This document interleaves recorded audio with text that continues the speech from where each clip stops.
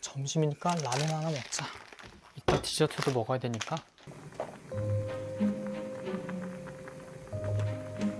배가 너무 고파서 먹고 시작할게요. 도전!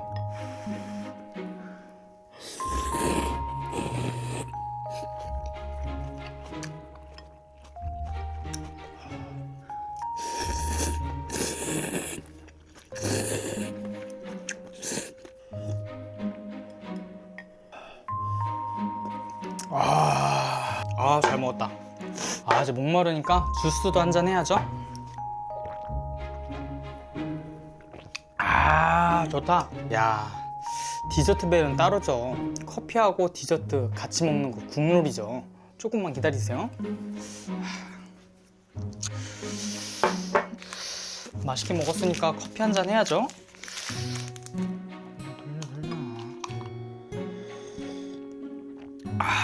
이 맛이지.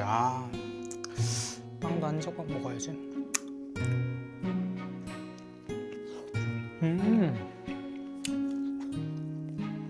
쫄깃쫄깃해. 너무 맛있게 잘 먹었네요.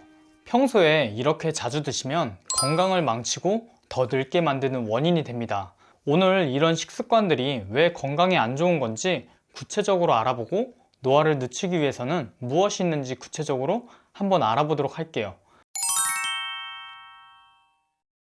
안녕하세요, 다이어트입니다. 여러분은 반드시 건강해집니다.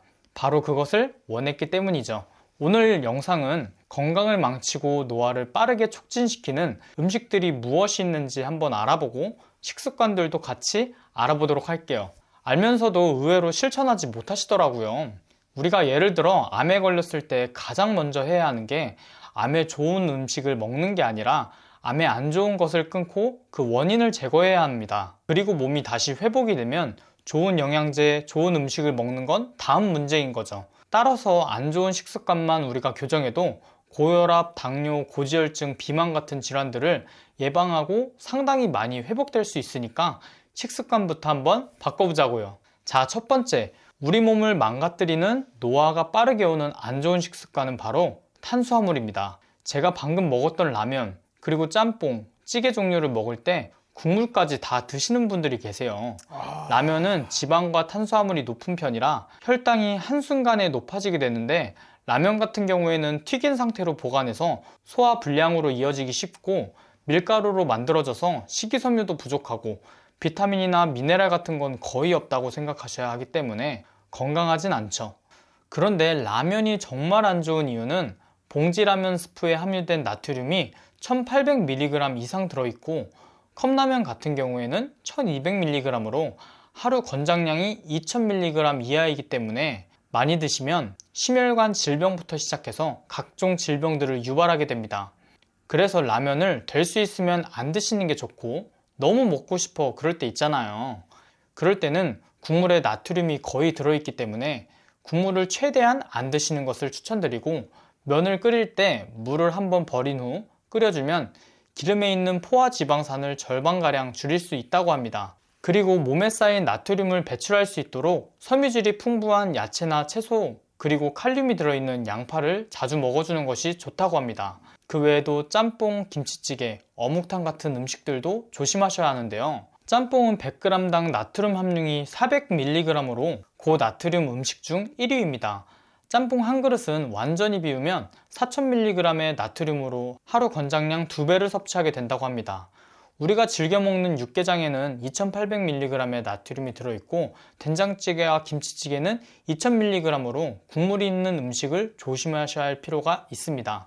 이러한 음식들이 우리 몸에 살을 찌게 할 뿐만 아니라 노화를 빠르게 촉진시키고 혈당이 급격하게 올라가게 되고 인슐린 분비가 되면서 혈당 조절에 문제가 될 수 있습니다. 그럼 식사 후에도 금방 배고픔을 느끼게 되는 우리가 흔히 당 떨어진다라는 말을 자주 하는데 몸속에서 계속해서 탄수화물을 찾는 탄수화물 중독에 빠지기 쉽습니다.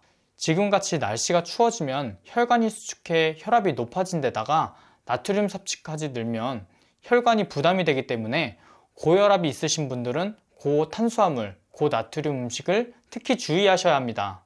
우리 몸을 망가뜨리는 노화가 빠르게 오는 안 좋은 식습관 두 번째는 바로 과일 주스입니다. 많은 사람들이 물 대신 과일 주스로 대체하거나 과일이 좋다는 이유로 식사 후 후식으로 과일을 드시는 경우가 많습니다. 하지만 과일이 좋다고 하더라도 과일에 들어있는 과당에는 포도당이 함께 들어가 있고, 과당이 흡수되면 인슐린 분비가 충분히 자극되지 않기 때문에 렙틴이라는 포만감 호르몬의 분비가 발동되지 않습니다. 그러다 보니 밥을 충분히 먹어도 달콤한 디저트나 음료는 쉽게 들어가는 이유인데요. 시중에 파는 과일 주스는 대부분 각종 첨가물이 가득 들어있는 합성 음료라고 생각하시면 됩니다. 과일을 농축시킨 농축액을 물에 희석해서 단맛을 더욱 높여 설탕을 엄청나게 많이 넣습니다. 또 어떤 분들은 여러 과일들을 믹서기에 갈아서 드시기도 하는데요. 하지만 이것도 껍질에 있는 핵심 영양소는 다 빼고 즙만 짜내서 먹는 것이기 때문에 불용성 식이섬유를 충분히 섭취하지 못한다는 단점이 있습니다. 이러한 과당을 매일 섭취하게 되면 당 중독이 되면서 노화가 빠르게 진행되고 비만이나 당뇨, 고혈압, 각종 질병을 빠르게 오게 할 수 있습니다. 한 연구에서는 매일 한 잔 이상의 설탕이 첨가된 과일 음료를 마시는 여성은 그렇지 않은 여성보다 심혈관 질환 위험이 42% 더 높다는 연구가 발표되었습니다. 우리가 음료수를 바닥에 흘리면 끈적끈적해서 잘 닦이지 않는 경험 다들 있으실 거예요. 이런 끈적한 과당이 우리 혈관으로 들어가면 세포 곳곳에 염증을 유발해서 건강을 망친다는 것을 꼭 기억하시기 바랍니다.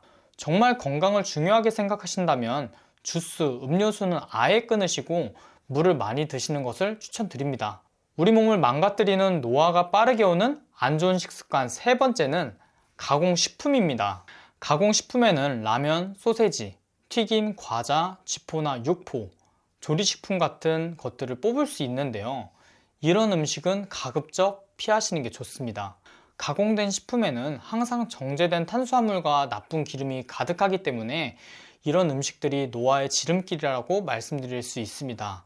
그 이유는 인스턴트 음식이나 가공식품 속 인공 감미료와 첨가제, 방부제의 독소가 몸에 쌓이면 세포를 공격하면서 항산화 능력을 떨어뜨리기 때문입니다. 특히 기름에 튀기는 감자튀김이나 스낵은 내장 지방을 쌓이게 하고 기름을 산화하면서 생기는 과산화 지질이 단백질과 결합해 노화물질인 라포프스진을 만들어내고 뇌세포를 공격해 치매를 유발하게 돼 아주 치명적입니다. 시장에 판매되고 있는 초가공식품 대부분 설탕, 고가당 옥수수 시럽, 정제된 곡물 등과 같은 고당도 성분을 많이 포함하고 있습니다.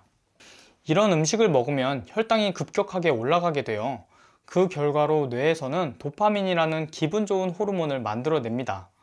그러나 시간이 지나 혈당이 떨어지면 만족감이 떨어지면서 코르티졸이 분비됩니다. 그러면서 다시 음식을 찾게 되고 더 달달한 음식, 도파민을 자극할 수 있는 음식을 찾게 됩니다. 악순환이죠.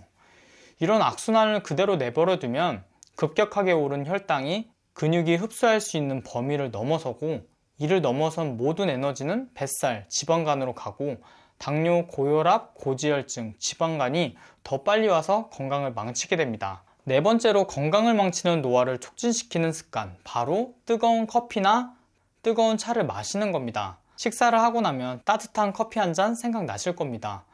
그런데 이 커피도 어떻게 마시느냐에 따라 건강이 매우 중요하다고 합니다. 이미 세계보건기구 선화 국제암연구소에서는 2016년 뜨거운 커피가 식도암 확률을 높인다는 연구 결과까지 발표했는데요. 65도 이상의 뜨거운 액체를 지속적으로 마시게 되면 식도암 유병률이 8배 증가한다고 알려져 있습니다. 2019년 국제암 저널에서는 10년간 추적 조사한 연구에서 하루에 60도 이상의 차를 700ml 이상 마시는 사람은 60도 미만의 차를 하루에 700ml 미만으로 마시는 사람에 비해 식도암 위험이 90% 증가했다고 발표했습니다. 차뿐만이 아니라 뜨거운 국물도 암을 유발하는 주범이니 5분 정도 식혀서 드시는 것을 꼭 기억하시고 실천하셨으면 좋겠습니다.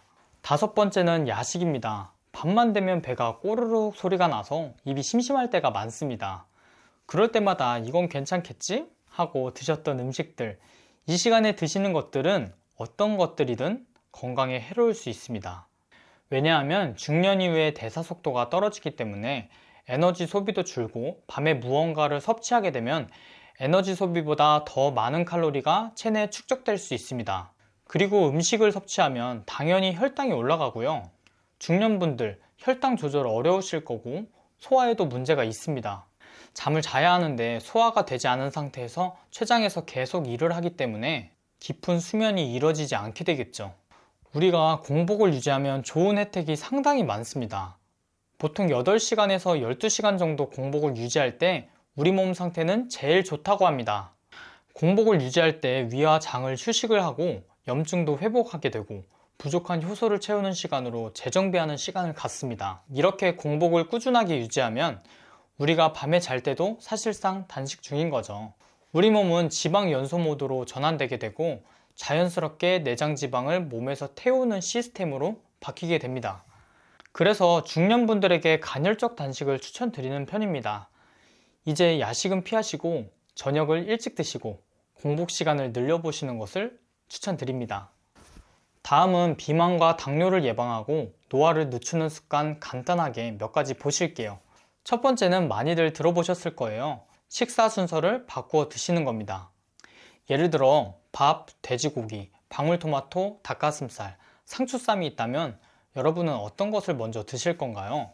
식사 전에 물을 먼저 드시고 과일을 드신 후에 식이섬유가 풍부한 채소, 단백질, 탄수화물을 순서대로 식사하면 자연스럽게 탄수화물 섭취가 줄어들고 혈당의 최고 수치도 낮게 나오게 됩니다. 둘째는 흰쌀밥을 현미밥으로 바꾸고 빵을 끊기 너무 어려운 경우 통밀빵으로 바꾸는 것도 좋습니다. 셋째는 탄수화물을 줄인 만큼 빠진 칼로리를 채소와 지방, 단백질로 반드시 채워주셔야 합니다. 탄수화물은 에너지를 빠르게 소진시키지만 지방의 경우 에너지를 체지방 형태로 오래 저장하고 있어서 포만감을 길게 유지시켜주고 단백질의 경우 소화 시간이 길어 포만감을 길게 유지시켜줍니다.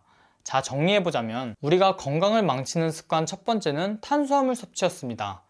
그 중에서 정제 탄수화물을 정말 안 좋다고 말씀드렸었죠. 두 번째는 과일 주스입니다.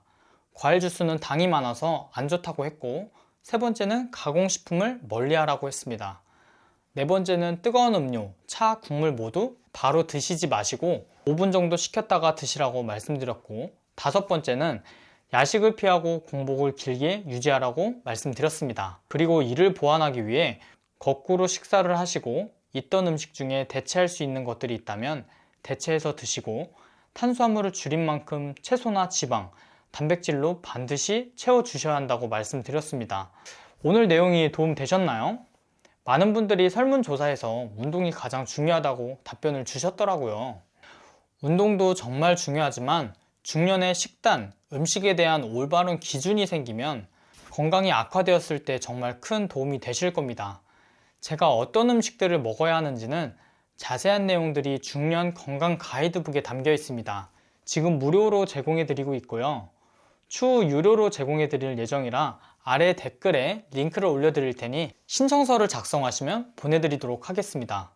영상 봐주셔서 항상 감사드리고 구독과 좋아요 꼭 부탁드리겠습니다.